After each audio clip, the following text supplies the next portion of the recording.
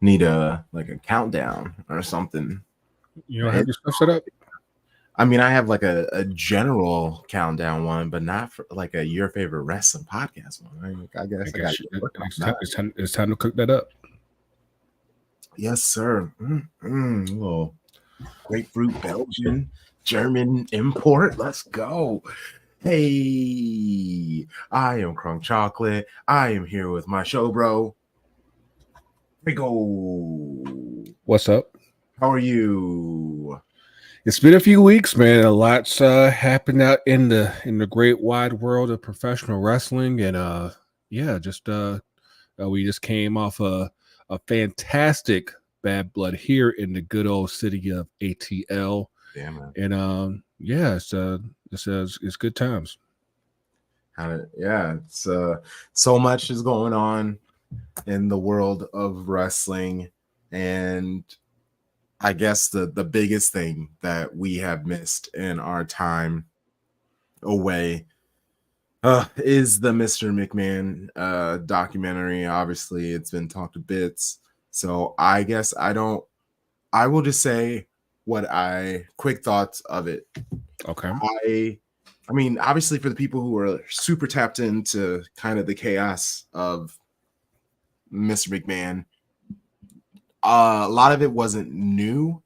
It was just the fact that all of it is just hit you at not at once because there's multiple episodes, but it hits you all at once chronologically, and they have like because usually you'll talk about a situation and you're like, oh yeah, I remember that. They're like, no, you don't even have to remember it. Here's the moment. You remember this moment? It was fucked up, wasn't it? And honestly, there were so many moments that really it just like marred my childhood almost. Like I know it was like messed up, but when you're finally able to like know moments, and then there are other like wrestlers, you're like, oh yeah, I forgot about that person or this situation, and you're just like, wow, that was fucked. Yeah, I mean, I am torn on it on a couple different levels. Obviously, like you said, like if you've been following wrestling for the better part of the last 30 or 40 years, you probably know at minimum half of this stuff that's out there that was covered in the documentary in all 6 parts.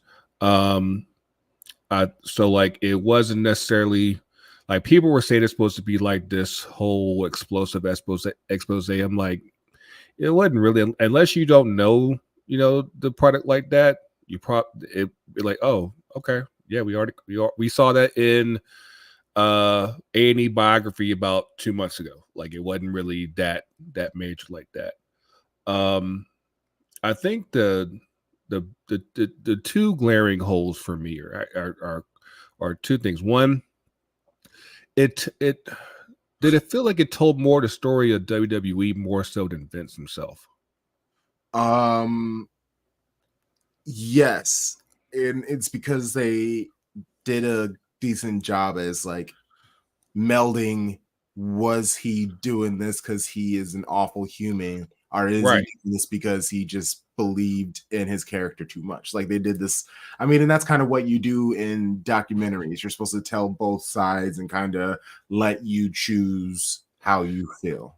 And to that point, when you get both sides, you see both, I think, the supposed character, Mr. McMahon, and then the actual Vince McMahon from Greenville, North Carolina, about 30 minutes from my hometown. And like you got like a real small snippet of, especially like of what he was like as a kid. But other than that, it's like, especially like, as a businessman, as a philanthropist, as whatever stuff that you have to kind of counterbalance the monster that he kind of ultimately became. It's like, is there, like where's the two sides? Like I don't want to say that I agreed with Bruce Pritchard at the end, but it just felt like it was still kind of one-sided. And it's like, if there is another side to Vince McMahon, the old man, they didn't really go into it. But I will say this is the second part. That 5th episode for Family with covering like the dynamic with the family. The interesting thing there that I found was like the dynamic between him and Shane. Yeah.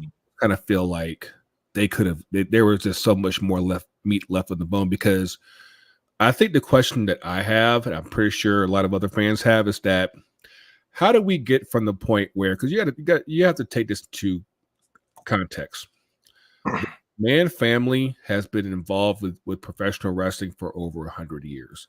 It doesn't just start with Vince. It goes to his father, Vince Sr., and it goes to Vince Sr.'s father, Jess McMahon.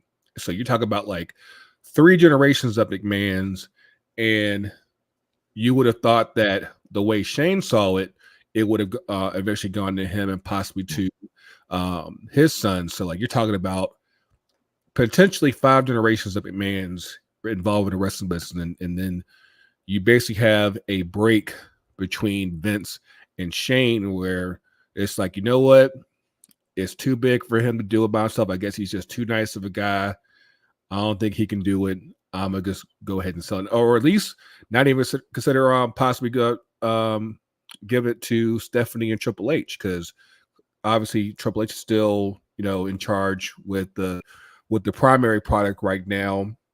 You could have had him in that role and have Stephanie as the CEO. He didn't even want to do that. So what led to that ultimate split? I would have really been interested in knowing. And obviously we saw with the first set of allegations, that's basically where the interview stopped with Vince. So there's a lot of stuff that really goes unsaid, and we don't know like if there would have been more episodes if all the stuff hadn't gone out, because I definitely felt like by that 6th episode, it's like, yeah, we're running out of content, so we kind of have to figure out a way to tie this all up.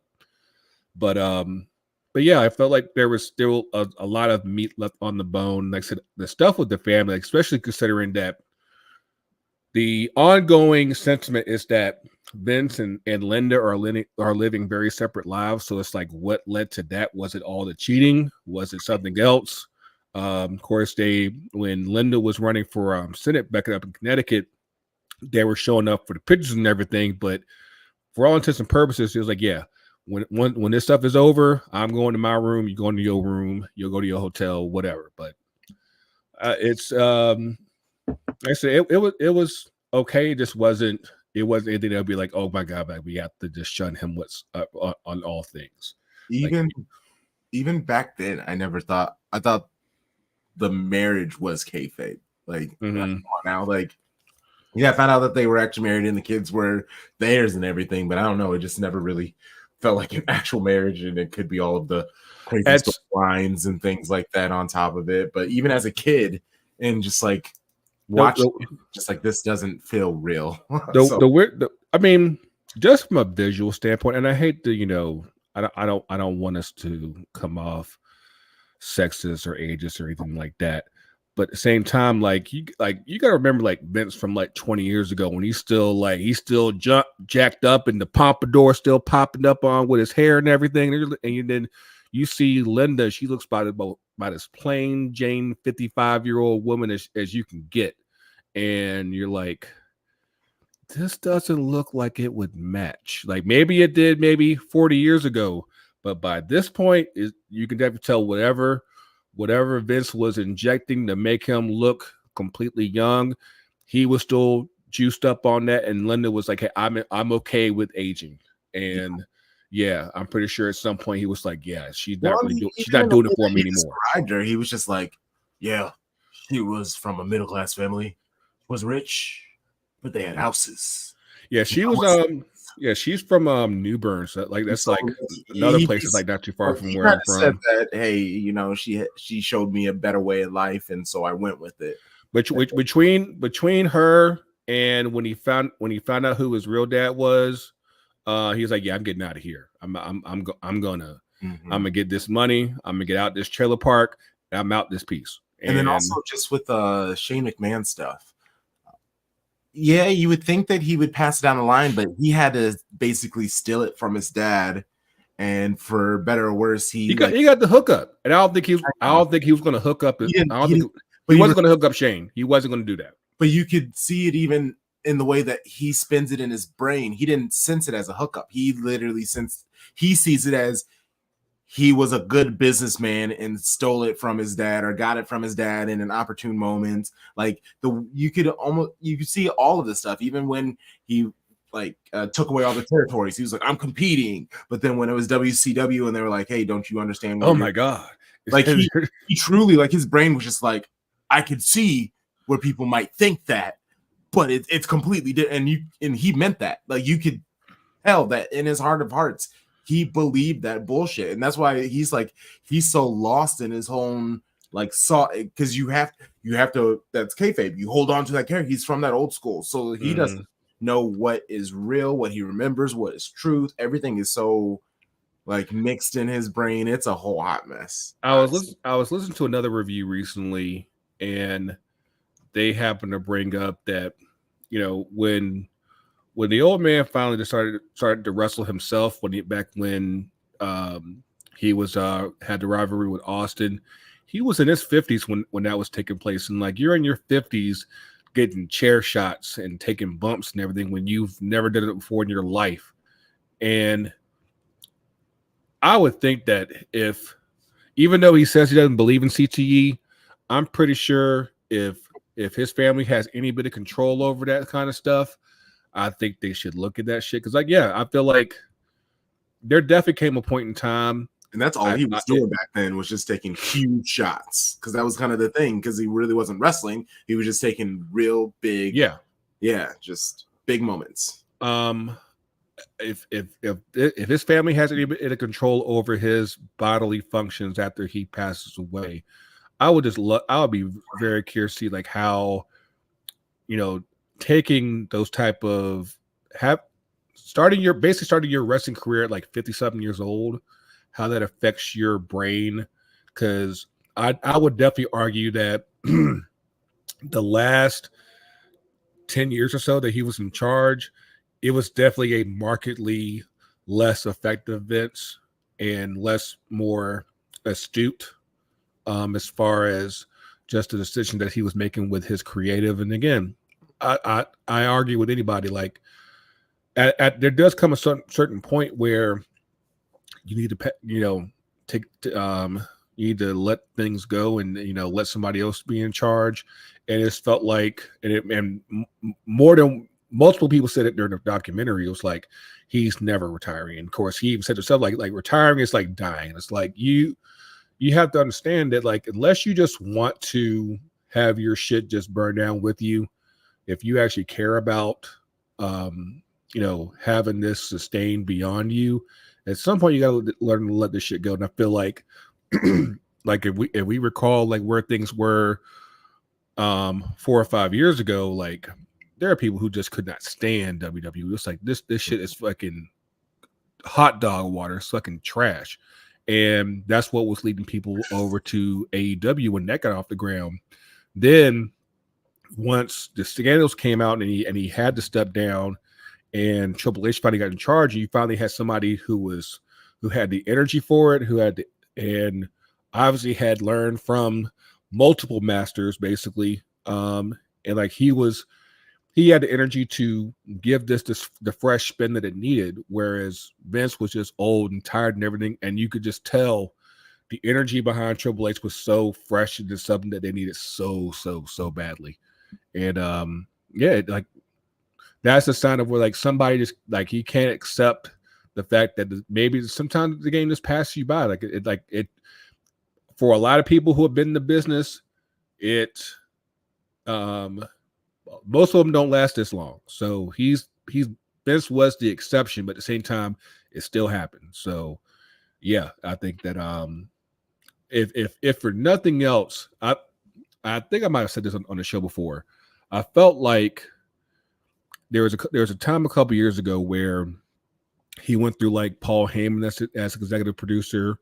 He went through Bruce Pritchard. He went through Eric Bischoff, and none of those guys were working out. And it was mainly because he was still he still had the ultimate say over everything. And I was like, at some point they're going to realize that the problem is Vince. and they're gonna find out a way to get him out, so that way they can finally get him on, get him out, so that way they could actually get somebody who has some fresh ideas and a fresh look on things. And since they gotten Vince out the way, It's been you see what's happened. So what's the common denominator? I think I rest my case. Got Vince and his cronies out of there. All right. Yeah.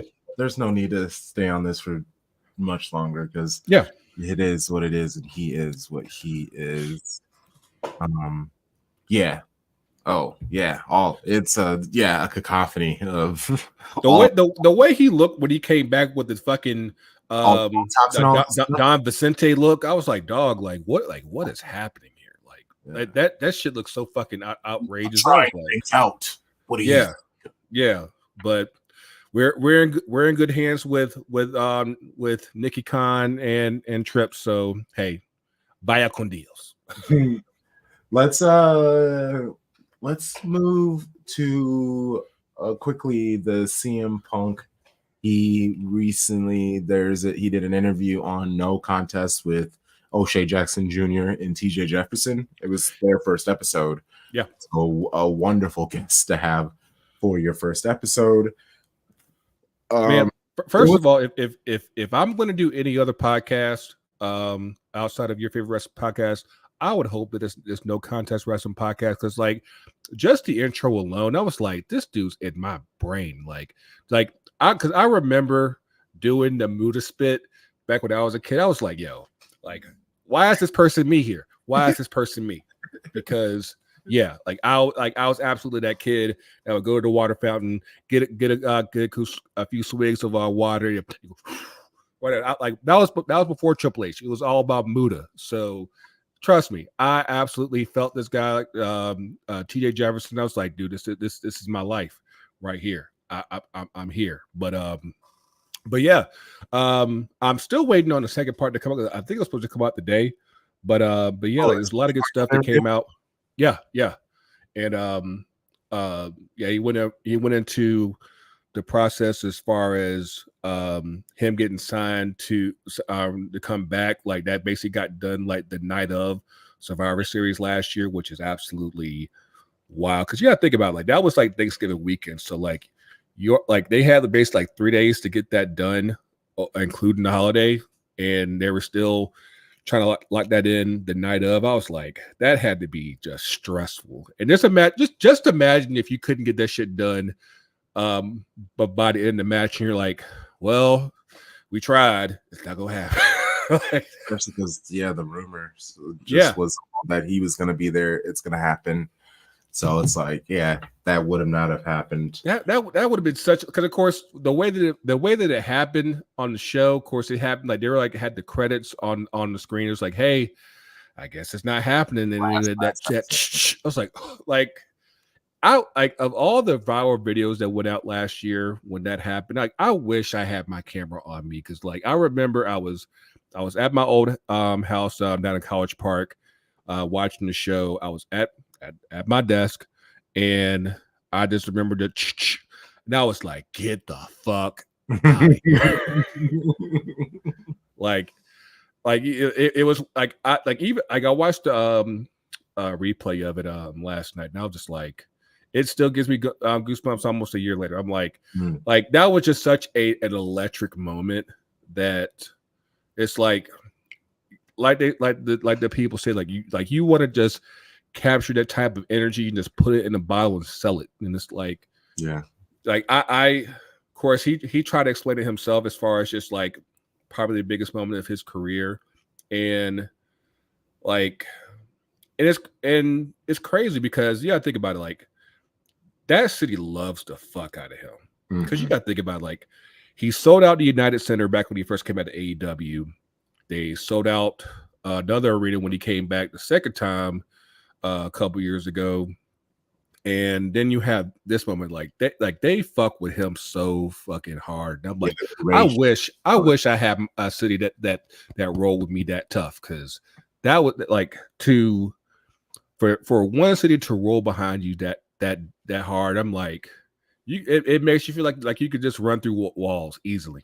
Oh, 1,000%. I mean, I was watching Raw on Monday, and I've thought this before, but I don't know. It just for some reason I just man, it would be insane just have 19,000 people just like chanting your name or losing their mind when you come out and stuff like that. Like I know WrestleMania is on 10 and that's kind of a one-on-one experience, but just their weekly shows, the 14, 12,000, 15,000, just like especially like Jay Uso levels of heat that he has right now, like the intensity that people cheer for him. Like I go, oh man, and then even just like on the opposite, everyone booing Dom. Dominic. Yeah. Like, man, yes, hearing it is like one thing, and I know it's a whole other level being there, but you being the person and like this has nothing to do with anything. Obviously, we're like way in the weeds, but to watch how he grew, like how he truly was shook by it at first. And now, like the pauses are great. He's playing with the people. He can talk over it if he needs to, because he used to not be able to talk over it. He was like worried if people weren't going to hear and things like that. This is what I love. Once you get over it and you kind of get over that initial like, oh shit moment, you're like, oh, I can handle this. This isn't the end of the world. Like I can actually, still function through this. Like once you kind of get over that, it's like, what can really stop you? What can? And like it's always funny with especially with Dom, because like if like he's only been wrestling at this level for the last 4 years, I think because he debuted back during the Thunderdome era, and to see his growth, especially with those first couple of years when he was just being like this bubblegum Donny Osmond babyface. Kids out there, Google Donny Osmond. Trust me, it lines up to a T. And it honestly was getting to the point where it's like this might not work. And the heel turn probably saved his career.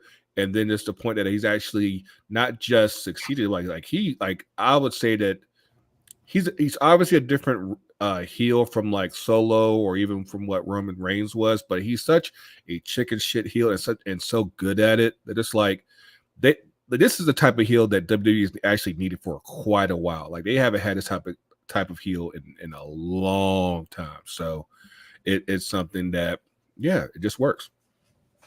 Yeah. And seeing Dom embrace the character so well. Yeah, I love this character.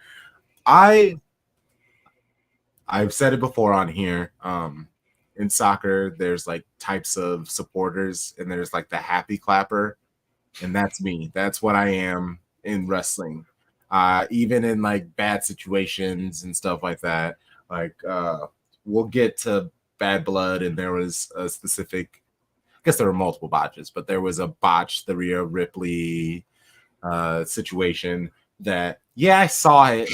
I mean, I wasn't as like hard on it, and just in general, botches, I'm not so like crazy or upset about, or even like storylines. People are like, it didn't make sense, and blah, blah, blah. It's just like, no, bro, can we? If we're already supposed to suspend our imagination, our hold on reality, but then you're like nitpicking. You can't have a moment that just makes that little sense that it's like, all right, now that's asking a lot. But I do think that I just mean in general, I am more just okay with the product overall.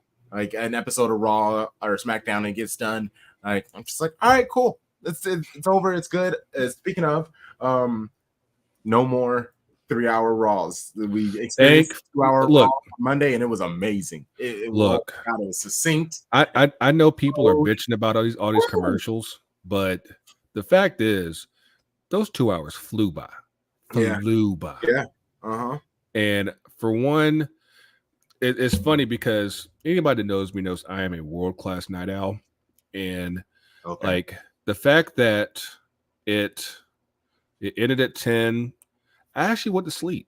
I went to bed after the show. I was like I was in bed and sleep before midnight for like the first time in like probably a few months, and I was like, oh, I can actually like I know that if Raw had gone on to 11 like it normally had, I probably would have tried to stay up, and then I would have been up even longer. I was like, oh, like going to bed at 10. I wasn't even worried about Monday Night Football. I was like, it ain't my team, so whatever.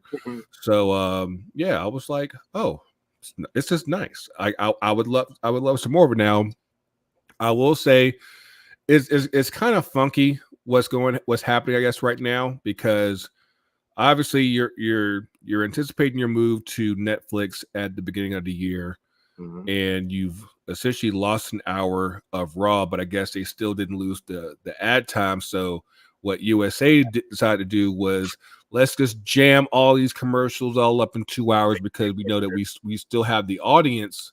Let's go ahead and get them here. And I'm like, that's fucking dumb. But I guess they can't do it at after 10 because they know they'll probably lose like half of their audience. So I guess they gotta do what they gotta do. But hey, as far as what WWE gave for those 2 hours, I was like, give me more of it.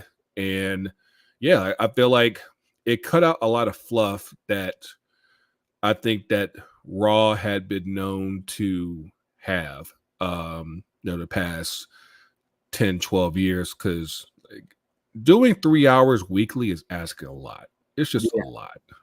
And I'd rather just get to the meat of the matter. We got that teaser of Punk and Seth once again. Like I'm pretty sure at some point we'll finally get to it. But I need that. But we got that. We got Sammy and Gunther for the world title, which there was like a small moment I was like, this just might happen. This just might happen. And then they realized, oh yeah, that's right. It's a new Gunther now, so you gonna get this at the end. But yeah, I love the show. I loved it. Yeah, no, it was all nice. I guess we should probably, because there's no need to talk too much about Raw, because I mean, if we talk too much about CM Punk, well, we got to rewind and go back to Bad Blood here in the A. You got to get over here. Well, how was the energy there? Did it feel like there was wrestling in your area that day? Oh yeah. So like, of course, because the show started at 6, of course, for those of y'all that are aware, of course, especially with us being on the Shades of Blue Network, I am also a very big soccer fan. I have season tickets with Atlanta United. They had a game on Saturday against New York Red Bulls. I was at that game, but of course, before every game, of course, we're doing tailgates. So of course, we had like a large contingent of people who would usually tailgate with us as normal, but then instead of going to the match, they were going to the show. Because the Benz and State Farm are like literally next door to each other. So like what I did, I still went to the game, but like after like a little bit after halftime, I went over to the State Farm Arena and I wanted to go check out the merch shop because they had like a pop-up superstore where the CNN Center used to be. And I actually did buy some merchandise. I didn't get the shirt that I wanted, but I did get the shirt that I needed. And hold on, let me see if I can get it real quick. Yes, sir. Yeah. Bad Blood overall, their mistake was obviously there were the botches, but it just being so heavy in the front and heavy in the end, literally everything else just was an absolute blur. So as y'all saw during the show, of course, it was very Atlanta centric during the show. You had all the Atlanta celebs. Yes. You had a bunch of legends there. Which shout out to WWE, because like usually they don't highlight and showcase so many legends, but they came through deep. History. They talk about history, but they never like give them their credit in real time. Right. And but yeah, like I went over next door to this to the Superstore, got me an Atlanta World Order t-shirt. That's dope. And yeah, like they had a Braves themed Bad Blood shirt that I wanted so bad, but by the time I got there, it sold out. So that, trust me, I'm more than happy with the Atlanta World Order shirt. But yeah, like it's crazy because of course I haven't been to a live show in a minute, so like I'm seeing like everything that they're selling. they actually sell the Cody coats, like Oh, for like they sell those. good. And obviously they got all the belts and plush toys and t-shirts and all that stuff. Yeah, like, but yeah, they sell the Cody coat for like $450. Respectfully, ew. Respectfully, Like, and like and of course it's full body, so like it goes all the way down to the legs. down to the legs. So like just imagine like how like I just could imagine like the practicality of buying that. Like, where are you wearing it at? Because you're not going to work with that. Like, you're not. Oh no, the people who are Cody fans, they're wearing it out and about, and they're probably wearing. Are they wearing the belt too? Are they wearing the belt too? Or are they wearing the weight belt? Halloween, like, man. Like, are you going to the mall with with the Cody coat? Maybe. Like honestly, like unless it's one of those things, if you're buying something like that, you love it so much where either you your fandom cannot be questioned. Exactly. You're so far out of it where you don't necessarily care. So like either people will see it and they'll think that they're just like flexing with this flashy coat, or they will recognize what it is and they're like, oh yeah, yeah. So like either yeah. I mean, obviously there are people being like, "What is this person? This is like extra as fuck." But I don't know in this world where fashion. I might be giving these people. I am putting myself in. It's like if I had a Cody jacket, I would be able to turn it into a fit. But I'm pretty sure people are just putting that on some just like gray sweats and some just like fucked up, ripped up.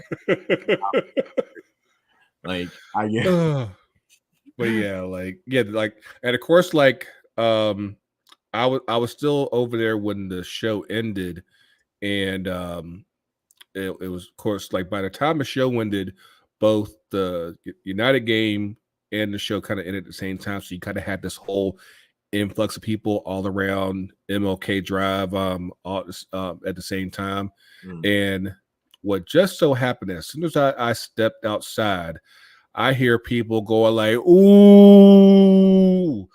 Come to find out, that was when KO decided to beat down on Cody outside the tour bus. oh my gosh. And that was right across the street. Now, and of course, if I had been just a little nosy, just a little bit, I could have been one of those like 50 million video shots that everybody took.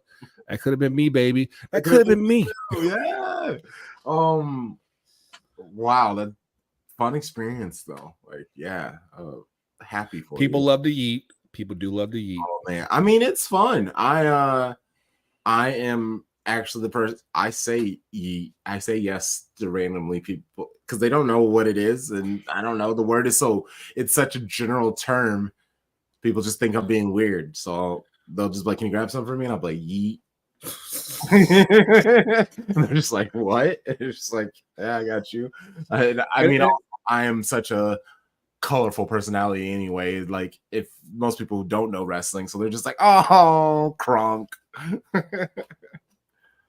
But no, it's funny because, of course, anybody that's definitely like true Atlanta, they know of a slight variation of the word this yeek with a K, and it's like a whole dance culture and everything here in Atlanta. And so like when Jay used to first start saying, I was like, it's not yeet, it's yeek. And I'm like, there's a part of me that kind of wishes that he had like kind of switched, like if he had his own Atlanta themed shirt, it would have been yeek instead of yeet. But I digressed on that. But again, like it of course I went home. I was watching the show while I was at the game. So like I was catching bits of Hell in a Cell. I saw a little bit of Nia and Bailey, and I caught like a hair bit of the main event, and of course I actually went home and watched the replay. I was like, the beginning and end were very good. Mm-hmm. In the middle, you had a little some dicey moments, but hey, like I said, overall, I would say that for what people came for, I would say that they were probably satisfied because, like, just the fact that we got the amount of blood that we got in Hell in a Cell. It's like it's such a godsend that we are now in this new era, because that's been one thing that's been just absolutely boggling my mind for years, especially under the old man, because like he didn't want blood. He wanted everything to stay all clean and shit. Like you can't have a Hell in a Cell and not have blood. Like you can't have a cage match and not have blood, because the idea behind having cage matches like that is that you have that much hatred and you have that much hostility with each other, whoever's in the match, that you want to beat their fucking brains in, and you should be bleeding, you should be bruised up, you should be busted up like Punk was on Monday. You should be like that. Instead, he's like, no blood, no stress, no mess. And it's like, you kind of need that. Yeah. And I'm glad that Drew and Punk were able to, give that to people, because man, when Drew got busted open with that toolbox, I was like, dog, like they got. I know, and it was so much. They got him good. They got him good. Like, oh no, that's real. Yeah. Okay, so one last, I guess, question before we move on. Not move on, because there are a few other things, but just to see him in McIntyre opening, which I agree with Jen when she said it should have been the main event, but I know we did that just because The Rock showed up at the end, and you can't put him in the beginning, because then there's this and that The Rock would show up again or multiple times or whatever. So, like, I get why they did it.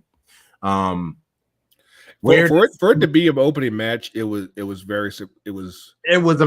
It was amazing, and I was worried, because all of the buildup that they've done for this, it's been the feud of the year, in my opinion. It's just they both have done so great on promos, and all the matches truly is about like them hating it. Like this really does feel like a real story, and it's great. Yeah, it was. Yes, it's like the best form of VCW, because it was like good acting and good wrestling and stuff on it. But they told the story. It was super physical.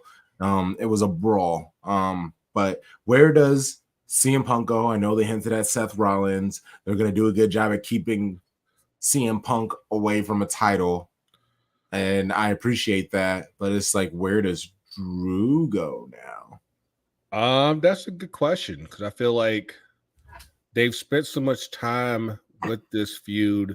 You're talking about pretty much since the Rumble this year, that having the opportunity to kind of breathe away from this feud, it can honestly go in a few different directions. I feel like, I mean, easily I could see Drew going after Jay.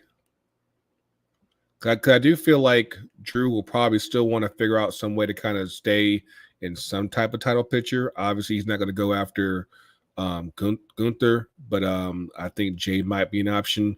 As far as Punk goes, of course, with the way that things were left on Monday, like I said, we still have not gotten yet to him and Seth. Like they've been, low key cooking that since he first came back, and they still haven't even touched yet.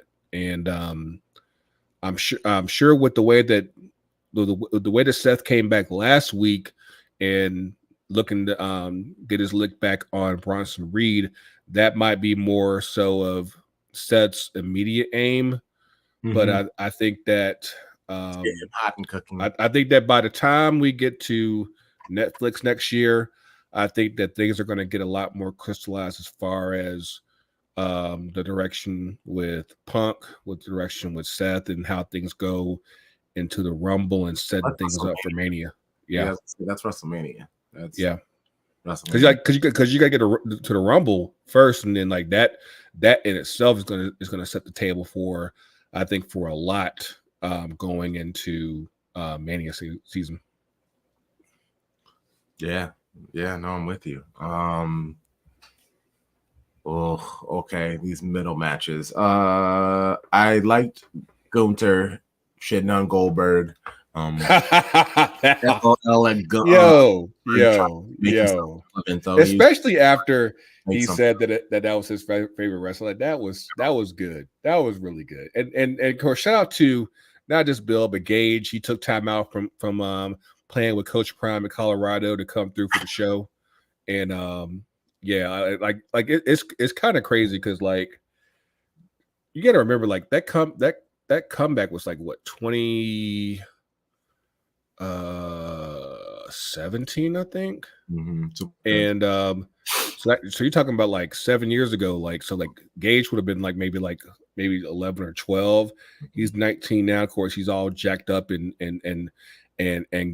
jacked to the gills now, you know, on that meal program in Colorado. And like, it's crazy how much he looks like his dad now. It's crazy. Like, if y'all go back and look at pictures of Bill Goldberg, especially like at back when he played at University of Georgia, like all Gage needs is the mustache. That's all he needs. Priest versus Balor, they don't even deserve anything. That was awful. Honestly, it bums me out. It bumps me up just because that's been a good rivalry, and it's like, oh, this is it. Okay, yeah, it's over now, and like, Finn's out of here. Like, it's over for Finn. There's nothing they can do to get him to the man he was when we thought he was gonna finally make this comeback. It's over. It's over for him. But I mean, I say it's over for him, but I thought it was over for Sami when they had him being a conspiracy theorist, and now look at Sami Zayn. So it's like, anything's possible. It's going to take a few. Anything's possible. He's already an older wrestler in it. What also is crazy, they chose Damian Priest over Finn Balor, and I'm pretty sure Finn Balor's younger. It's just Damian Priest has a shorter career because he hasn't been in WWE nearly as long. So yeah, exactly. Yeah. So like, but it's they didn't pick the right person. Like, I don't hate them going with Damian, but at the same time, I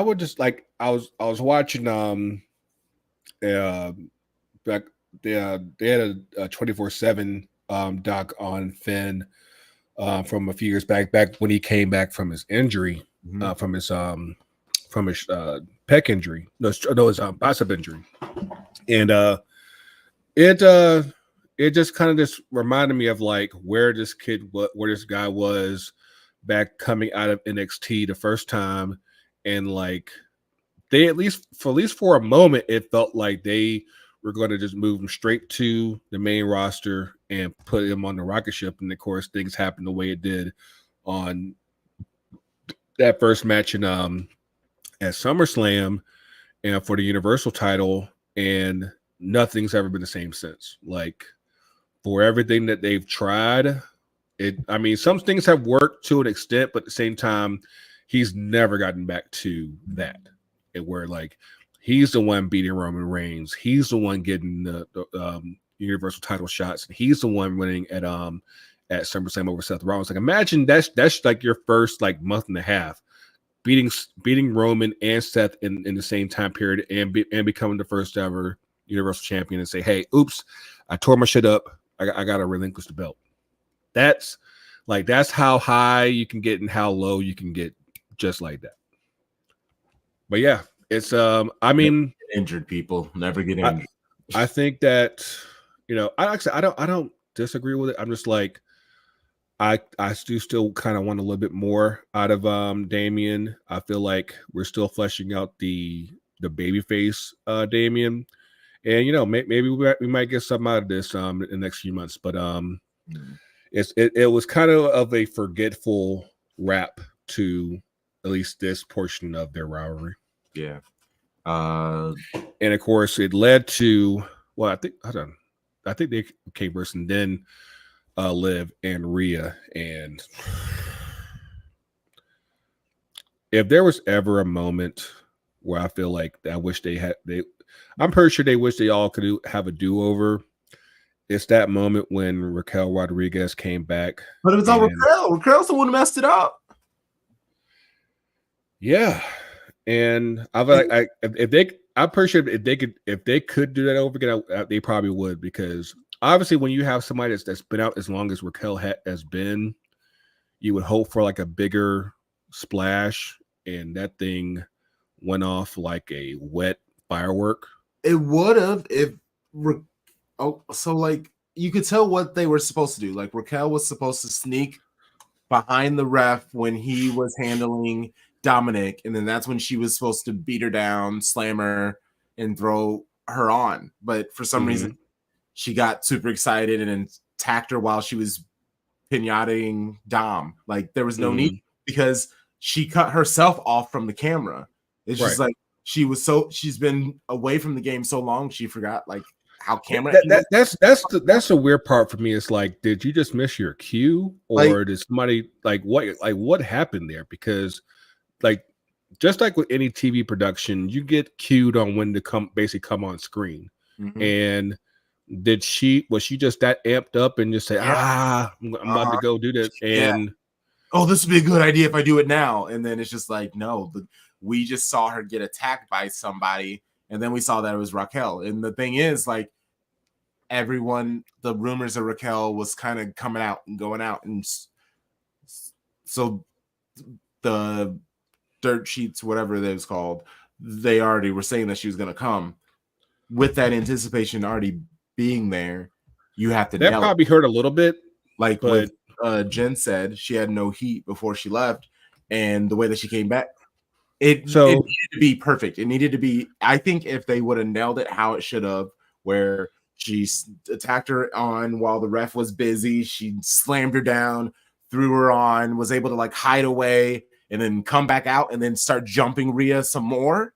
I think that would have been amazing. But so she looked like a here is my thing here, and she's so tall and muscular that bums me out. Oh, actually no, and that's actually the point I'm about to get at, because for those that saw Raquel back at NXT, especially when she was a heel with Dakota Kai, and they were calling her Big Mommy Cool because she was doing the black leather back then as well. But back then she was still lifting, and everything, the look kind of matched up.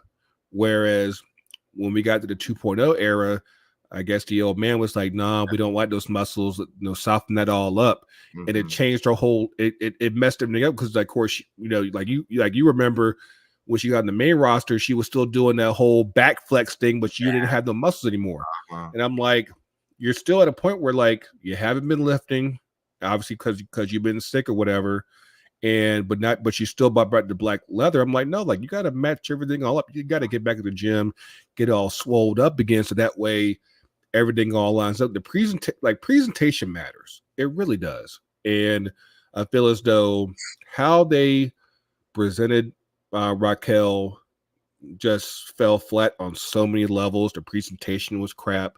How she came out, and like that ended up being crap. And it's just like, there's so much I know that I'm pretty sure they wish they could just do all over. And you can see it on her face that she messed up, that she knew she messed up. Like even when she threw her on Rhea for no reason, right? Because by then the match was over. It's like, you messed up, dog. Yeah, like they just reluctantly rung the bell. Like you're just like, oh, fuck. All right, let's try to figure it out. And luckily, Liv is an amazing promo, so she was able to like sell it in the post match. Press conference, and even on Monday, like they were able to fix it. But they even did a good job at like the Raquel coming out and then they're being like, all right, let's go, because again, that immediately that ups a little more anticipation and stuff. Like don't let her talk. Like Raquel doesn't need to talk. She doesn't. Let Liv keep talking, let Dom keep talking, and just Raquel just be silent and violent. And like I said, hopefully, I guess we're now that we have this crown jewel deal where they have champion versus champion, maybe she'll get a do-over, slamming Nia or something. But yeah, like you don't get too many chances to make a first impression. And I feel like like this was like for this to be her first impression on her return, it was like just like how we were talking about earlier, like when Punk came back. that's how you make instant impacts just like that. Here it was like, again, like a wet firework. It just didn't light up. Yeah, it's unfortunate. Oh yeah, the main evento. Bloodline, Cody and Roman, Atlanta's finest. Yeah. I mean, the match itself was fine. It had fun spots. Obviously, the Cody sending off to Roman before he did the long dive splash from the top rope onto Fatu. I mean, they still kind of kept Roman and Jacob a little. They didn't really touch a whole lot, and I feel like they're still kind of building that because, like I said, the way that Jacob's been built up, like since he's debuted, I'm like this dude, like you can't wipe the amount of money that guy's going to make at some point, because you already know he's more dynamic than Solo. And he, like, if you saw his promo on Friday where he was basically preaching about Solo, I'm like, this dude can talk. This dude can fucking go in the ring. Like, at some point, like whether he usurps Solo or breaks out and does his own thing. I love you, my tribal chief. Like he's money. He's absolute money. And I'm sure he's gonna break out at some point, but yeah, like he's great. And I said the match was fine. Obviously everybody went home happy with Cody and Roman winning. And then of course they went home really happy because right after that match was over, if you're so mad, yo. And it's because, like, for those of y'all that didn't know, Rock is down here filming a movie, so of course he just happened to kind of work things out that way. Just popped up, and it's not in the storyline quite yet, but I'll show up. And I will say, shout out to The Rock, because he on Friday night he actually went out to Appalachia High School. For those of y'all weren't aware, like they had a school shooting back towards the beginning of the year. And he had promised the football team that he would come through for their first home game since the shooting. And he came through for that as promised. So if nothing else, the final boss follows through on his promises, and he came through for that. But yeah, like it was the first time seeing Rock since the night after Mania. And I guess he don't take too kindly to Cody and Roman being all happy. Is that who it was? Like, that's what I'm saying. We don't know. Based on the promo that he did right after on live, because he was definitely talking cash shit. Oh, I didn't pay attention to any of that. Sorry. Oh yeah, he went on IG Live immediately after the show. They talked cash shit about it, and it doesn't sound like he is one of many who is not happy with this Cody and Roman situation. And then one last person decided to make his feelings known after the show, and that being Kevin Luther Owens. If KO and The Rock team up, I am so sorry. I'm rooting for them so hard. Oh my God. So somebody actually brought up the idea. I think I saw it on Twitter earlier. And of course, we're coming. Of course, we're still going to have Crown Jewel at the end of this month, and then next month we'll have Survivor Series, which will once again have War Games. And they were like, well, what if? Because of course you're probably not going to have The Rock in War Games, but you just say, hey, in my place, we will have somebody who equally hates Roman and Cody enter KO. I'm just saying that's actually not a horrible idea. No, I would love that. I would pop hard. Or maybe people listening know, I do enjoy a good heel work. Being a face, it's easy, it's fine. And then it takes a Get whole people to other hate level you. of confidence, yes, and assuredness to just know that people are gonna hate and boo you. It's something about it. And actually want them to hate you, because there's a lot of guys who say they're heels and say they're bad guys, but don't really want to get booed. They want to be the cool heel. They want to be the NWO heel. And it's like, no, like one, very few people should be doing that anyway. Second, it kind of defeats the purpose, because there's a reason why there's a good guy and a bad guy, and that's what fucking works. And you just saw me in Chicago at that fan fest. Me in the middle of the Arsenal group talking stuff, especially that city goal. I got all in front of them. I was just like, "What? Can't hear you." I did the Roxanne. I was like, said 1, 2, 3. But no, I think that okay. Yes. So like with what happened on Monday, apparently they also filmed they recorded an extra episode of Raw for next week, and the word is Rock actually was is going to be on the show for next week. So I look forward to seeing what exactly they pre-recorded an episode. Just because.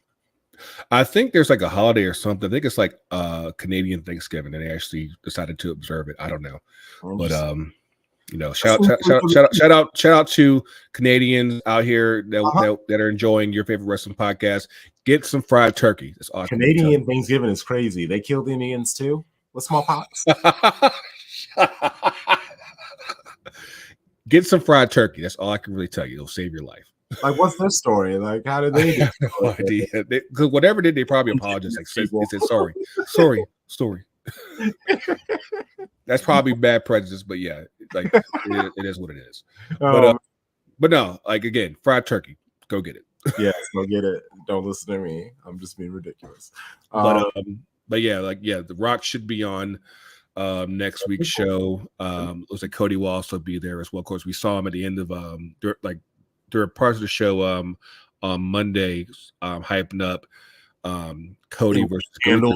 Internally. I have a lot of thoughts on that one as we get closer. I'll probably share those more as we get closer to that show. But yeah, the Rock is tiptoeing his way back into the frame, and I'm looking forward to seeing what he gives, because like we're getting Roman pretty much like full time at this point. So yeah, we're gonna get a lot of bloodline stuff going into the new year. Well, it's Roman full time while we have him. Like, yeah, I mean it's a good time to have him. It's a good time to have him. Yes. Okay. I think we have one more thing. Of course, yes. The CW debuted NXT last week. Yesterday, we had Randy versus Javon Evans. Actually, before I get to that, Trick and Jay Uso that whoop that Trick yeet chant. At some point, whenever Trick is on the main roster, I need them on a couple tag teams. I just need that in my life. I really do need that. Yeah, the crowd wouldn't know what to do with themselves. buddy. But yeah, cheering. But yeah, the main event was Javon Evans versus Randy Orton. Of course, the one thing that's not everybody is talking about right now was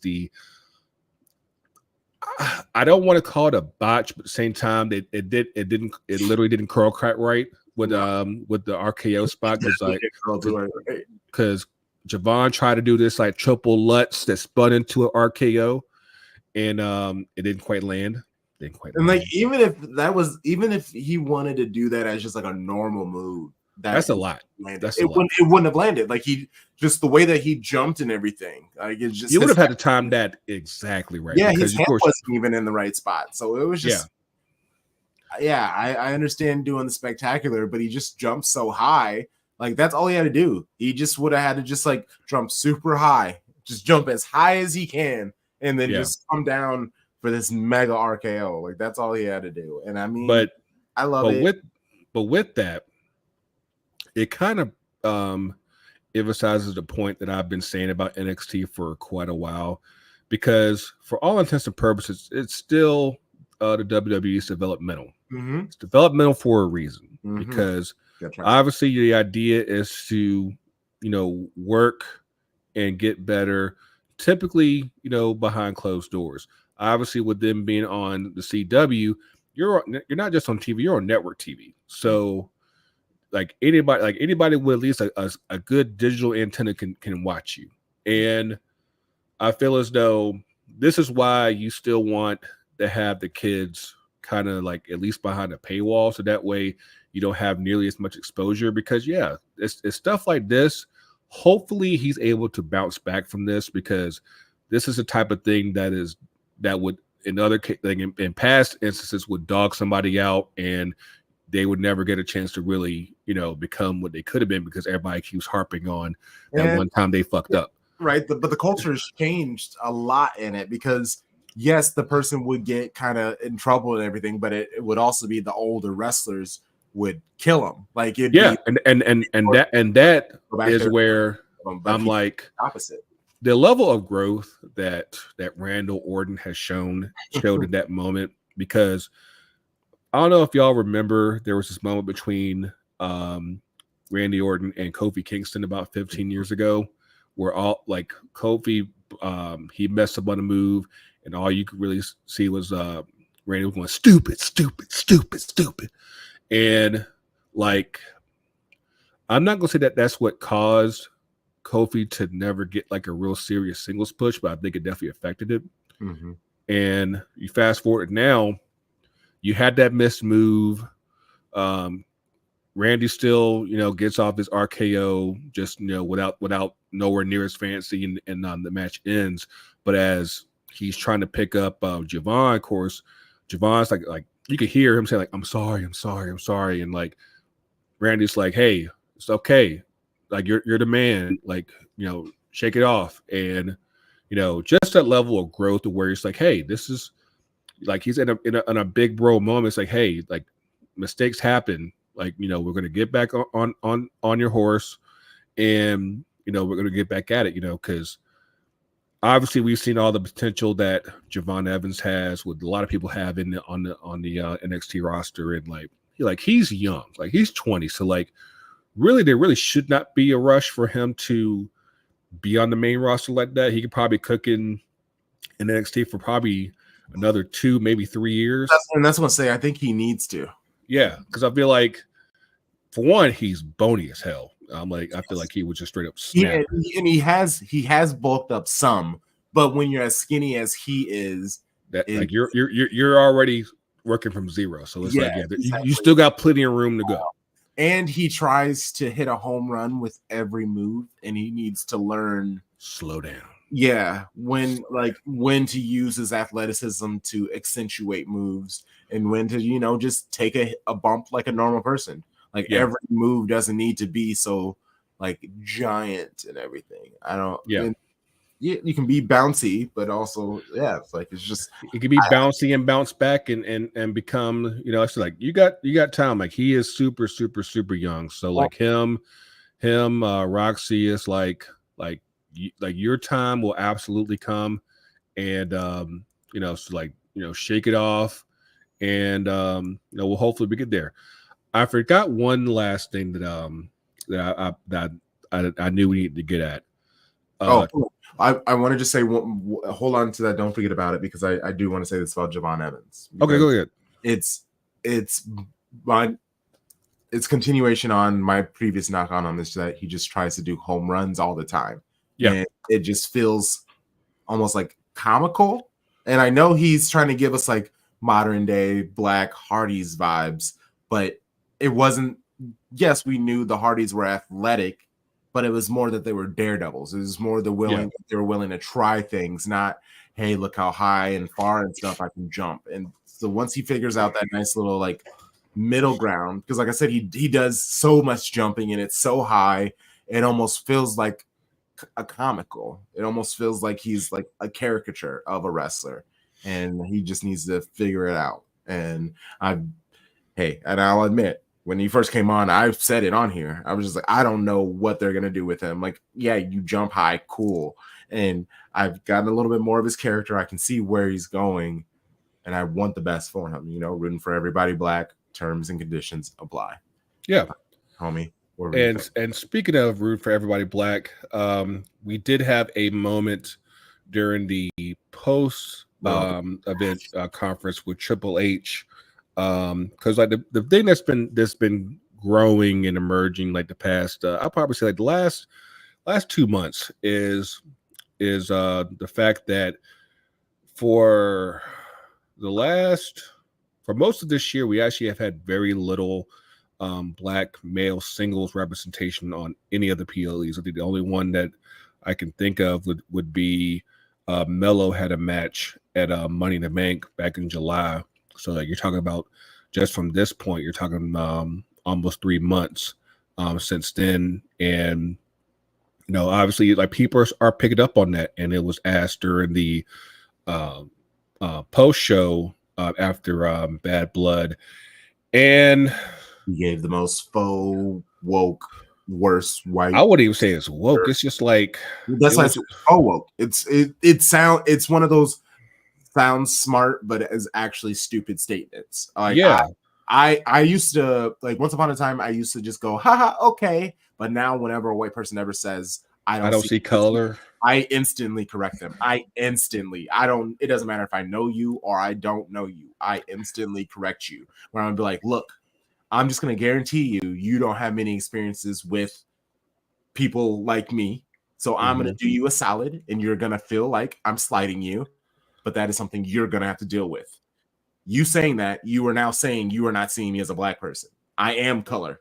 So you can't not see my color. Like you and let's just leave it there. I don't need you to explain anything. Just sit and think about that. Like how I can say to you, I don't see your color because like you're not melanated, but it's like it and also it's like we're not yellow, green, and purple and shit like that. We're not color, we're not crayons. Like what are we doing? I don't know. I've always hated that phrase, and so like, I mean, I don't even want to like deep dive. I guess him saying it too much. I guess what is your perspective of maybe I guess people reacting to it because it's bullshit, but it's like what can he do from because actually I don't know if you saw that video because someone shared it in our Wrestle Grammy group chat, the video with him and Shawn Michaels, and they're doing all this. The State of the DX. I hate it. I hated it. I fucking hate, especially after the whole I don't see color, and now you're doing this. Yeah, the timing is like, it was not great. It was not. It was not great. It's one of those things where I know you got to trudge along, and you got to try to put a band-aid on a bullet wound. It's like that. That's not. Yeah, and I'm sure they wanted to do that whether or not that situation had happened, and naturally, and you don't want to stop, but also it's just like you don't see color. Obviously, you fucking see color because you're making this for the people of color. Like, so it's like, what is it, my guy? Like, you can't because you say that to try to like. And the weird thing about that was obviously we literally saw on NXT on Tuesday, like you had black women's tag champs, black women's North American champ, black NXT champ, and we'll say Jay's black adjacent because he does have a black wife. But obviously like we've seen at least at an NXT level where there's consistently been some type of black champion in some shape or form, women's champ, men's champ, whatever. And that's even back when Triple H was in charge. So it's like, I'll give you my perspective on it because there's two different things. First, and just what he said, I feel like it's an absolute cop out, and it's funny to me because there was a video that was circulating after this happened, like back when Cody was still in AEW, and because like he would talk about how he used to say the exact same things, and of course his wife Brandy is black. And she had to correct him on that. It's like, yeah, like you don't see my experience, and like, and then you realize, oh shit, like I've been fucked up all this time, and I had it all wrong.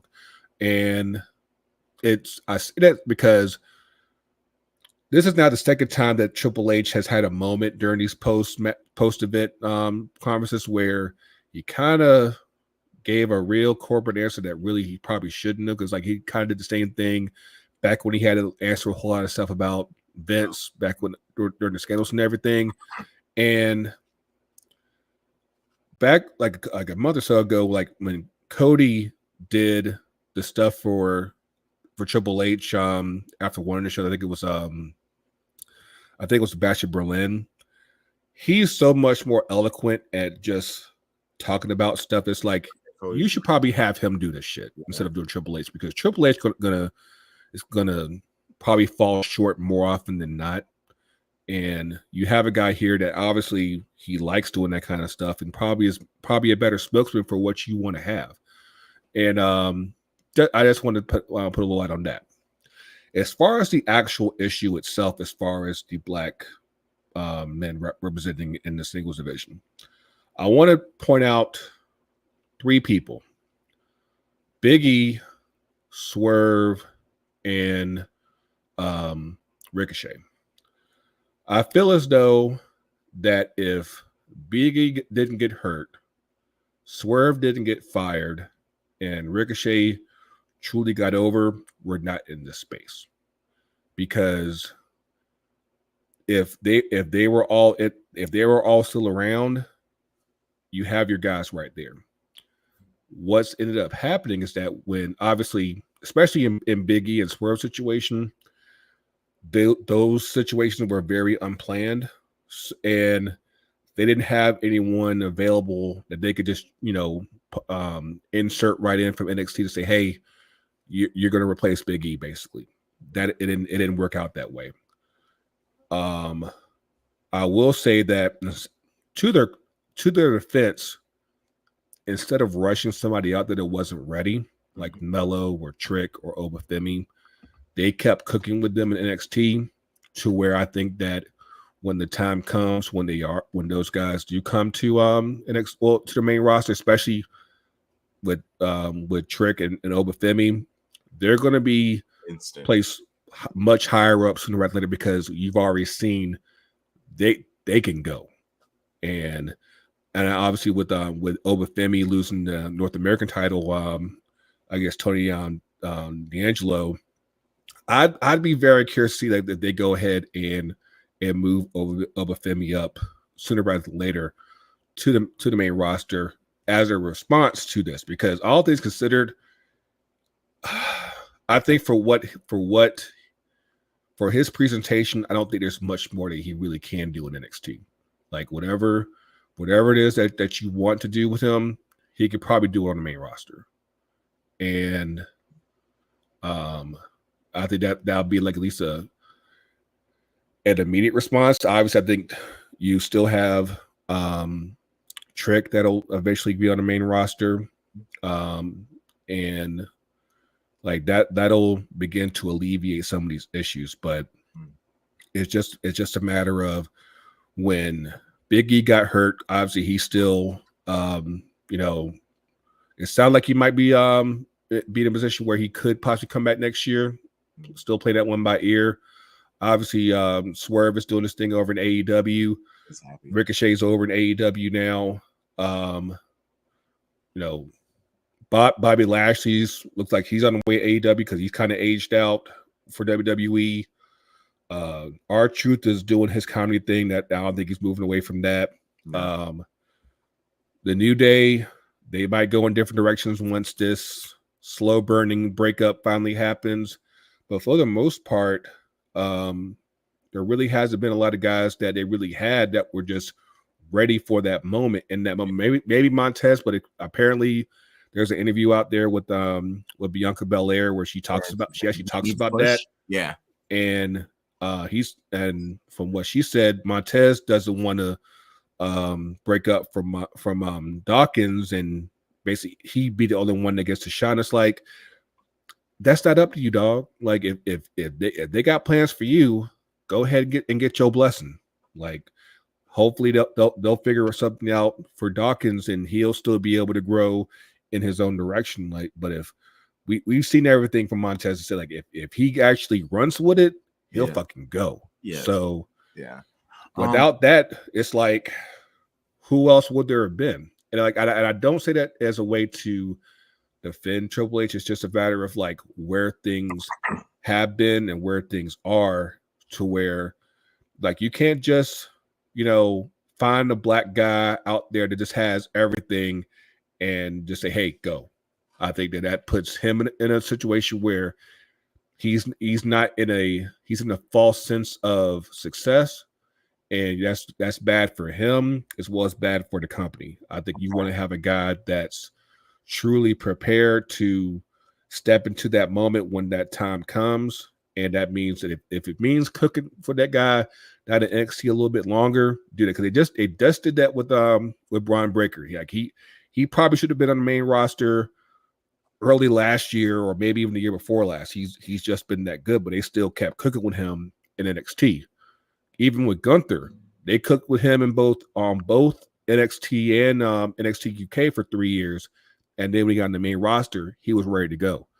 Like, don't sell short the idea that that they're not taking their time with as many people as they can in NXT before they put them on the main roster, and they were able to elevate sooner rather than later because they've grown that much in NXT. So just because the answer isn't there right now doesn't mean the answer isn't coming. So I just say, just wait, let them cook.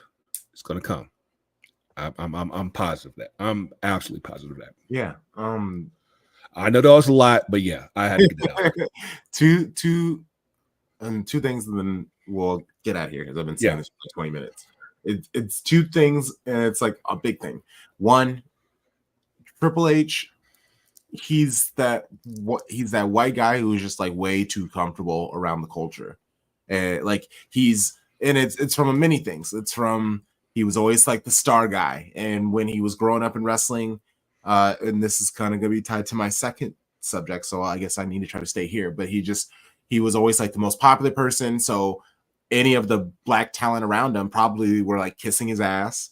Or how our people do, we like to just like uplift people and stuff like that. So when normally if we're like enjoying ourselves and having a good time and some bad dancer comes and joins us, we don't normally start making fun of them. We normally lit them up. Hey, we put a battery in their back.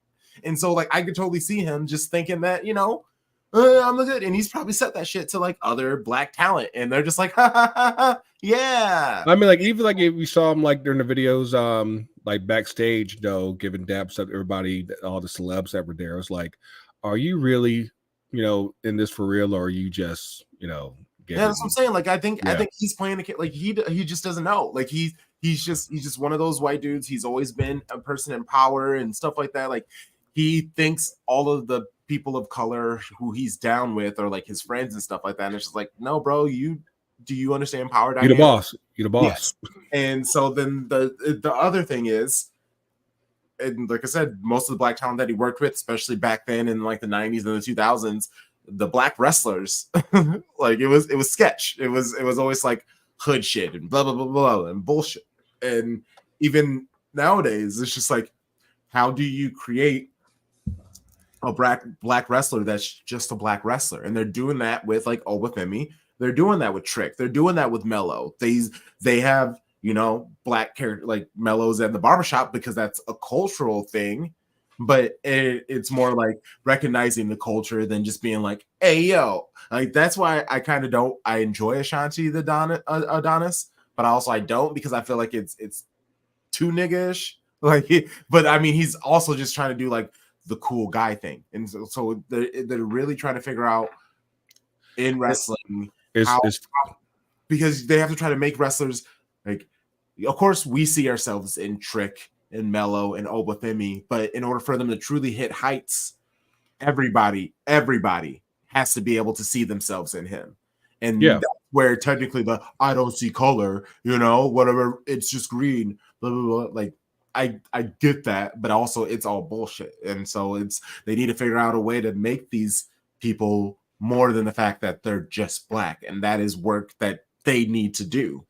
that's something that, like, especially since there was a couple years ago where like one of the writers filed a lawsuit against WWE as far as like the stuff that they were making her write felt very racist and stereotypical and everything. And it kind of reminded me because like I've been seeing a lot of throwback NXT videos of Bianca Belair, and like if any of y'all saw her back then, it was just the stereotypes were like turned all the way up with her, like the chewing gum, the slang. It was just like, I mean, it was thick, and it's something where you could definitely tell that like whoever's in charge had an idea as far as like what culture is, and I'm pretty sure it was Triple H back then. If I want to keep it a buck, and it's like, yeah, go like this, and it's like, if anybody's ever watched Hollywood Shuffle, it kind of reminds you of that, where it's like the white guys tell you you're not acting black enough. You're like, I need more, and it just, I still wait for a day where we have more authentically black characteristics with our wrestlers and characters.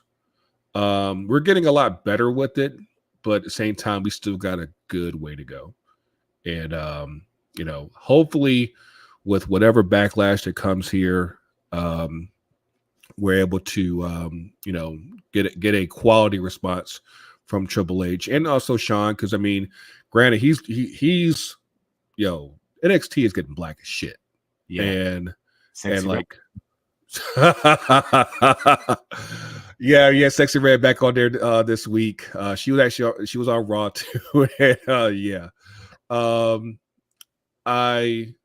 And like even like the backstage moment with like Jade, Bianca, and Lash and Jakara and Jada walking in the back, I was like the future is black. The future is very black. It's just that you got like it's going to take time for a lot of the guys that they have eyes on to really, cook. And like I said, when they get on the main roster, I think they're going to really show up and show out. So, it might not be where you want right now, but I'm pretty positive that like a year from now, we won't be talking about this. It would be like, yeah, our the people that we want to see, they're there. Maybe in a few extra will be there as well, and we'll be in a much better place. But we just got to get there first. Facts. Hey, this was a wonderful episode. Yeah. Let people know where they can find you, Greggo. You can find me on Twitter at Greggo_82.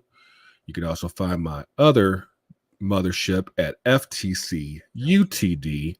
You can find me on Twitter there, FTC UTD Pod on Instagram and Threads and TikTok. And like I said, we wrapping up the MLS season. We got some things cooking up for the off season. And hopefully we get Pogba. That's all I got. Yeah, man. Yeah, just follow the podcast, YFW Podcast, at YFW Podcast on any social media apps. If we are on it, that's what our @ will be. Greggo, send them away. This is your favorite wrestling podcast for me, Greggo, for Crunk Chocolate. If you can't be good, go be bad. We'll see you next time.